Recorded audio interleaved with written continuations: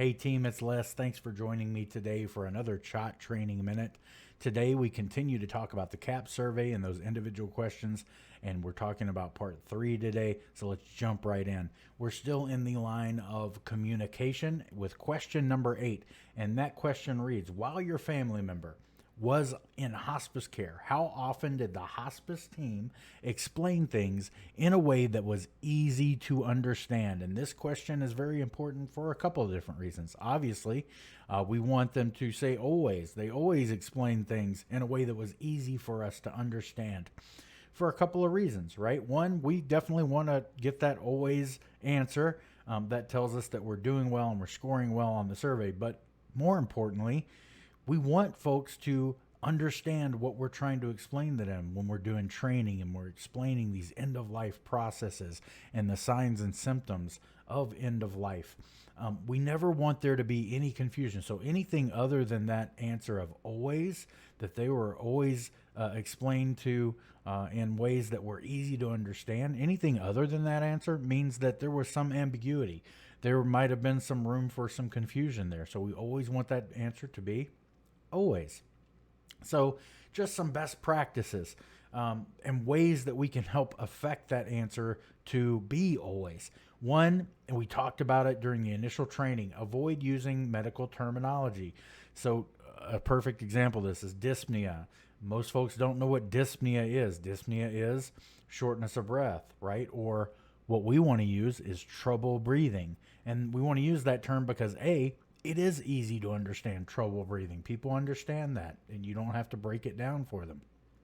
But B, that particular phrase, trouble breathing, also ends up being the way that the question is asked on CAHPS. Did your family member experience trouble breathing? Did you receive help and training for trouble breathing? Right? So avoid using those medical terminologies. Constipation instead of bowel movement, another one of those key words, right? Instead of hypertension. And we know what hypertension is, medical professionals do. But the lay person that we're talking to most likely doesn't. So high blood pressure, right? Or blood pressure. We want to talk about those things and make those things, put those things in terminology that is easy for the family member to understand. Next is when we're training, right? Because we do training, break it down to bite-sized pieces. We want to make sure that as we're doing training, even though those things seem like sometimes simple tasks to us, for example, turning a patient in bed or changing the sheets of a bed-bound patient, those things come so naturally to us because we've done them so many times. But when we're asking family members and training family members to do these things, we need to remember they've probably never had to do this before. So these little tricks of the trade that we learn, a lot of times when they're watching us do it, we do things so quickly and so effortlessly. I was once told that the definition of a professional is someone who, when you watch them perform their trade, that they make it look so easy that you think you can do it, right?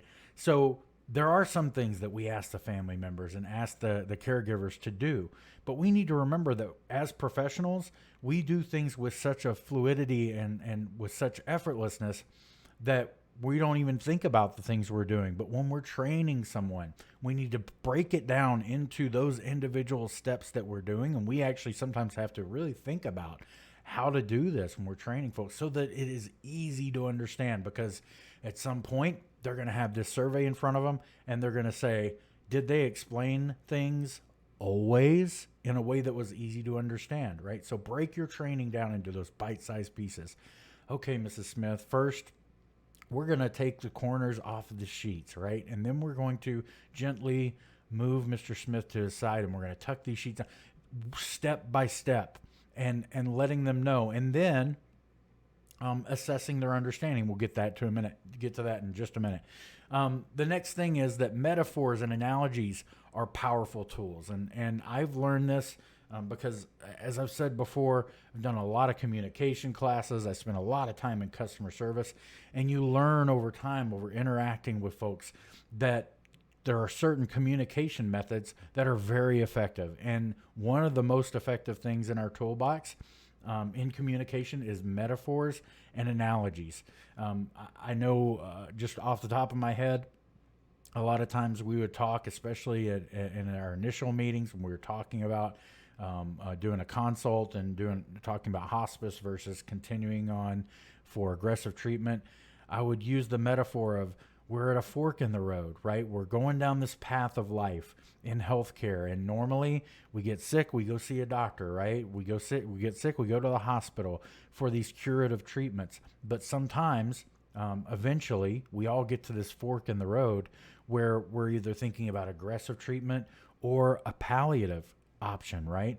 And so when people start to hear those metaphors and those analogies, it forms a picture in your head. And those are the types of communication that are easier to understand. There actually was a pretty recent study of oncologists and how they communicate. And the oncologist in the study that communicated with metaphors and analogies, the survey results afterwards from those folks that they did education with or had conversations with showed that they were much more effective communicators in the perception of those that they were having those discussions with. So think about those things. Turn things into metaphors. Turn things into analogies. You have to be a little careful with this, especially, in fact, that study found military analogies and military metaphors you probably kind of want to avoid. We're in a war versus cancer, and those things are can hit some hot buttons.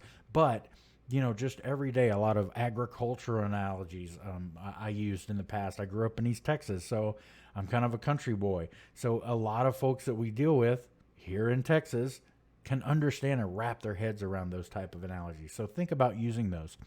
And then finally, assess the understanding. And what that means is ask if they understood. Make sure that they understood. Okay, Mrs. Smith, we did this training today. I wanted to make sure that it was as easy as possible for you to understand. Do you have any questions? Do you feel like you can do this? I feel like you can do this. I feel like I have the confidence in you now to be able to do this, and I think you should have that confidence too, but I want to make sure. So if you have any questions, please ask me. I'm here. Let's explore this together and make sure that they really understand.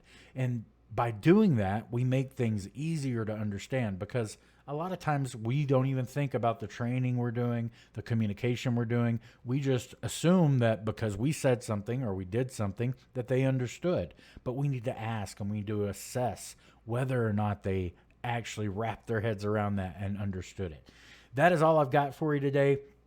That is how we can affect that question of, did we as a hospice team make things easy for the family, the caregiver, to understand? As always, if you have any questions or feedback, don't hesitate to email me at lharp@chot.org or click me at Les Harp. Thank you for everything you do every day for our patients, our families, our facilities, and one another. Y'all have a great day.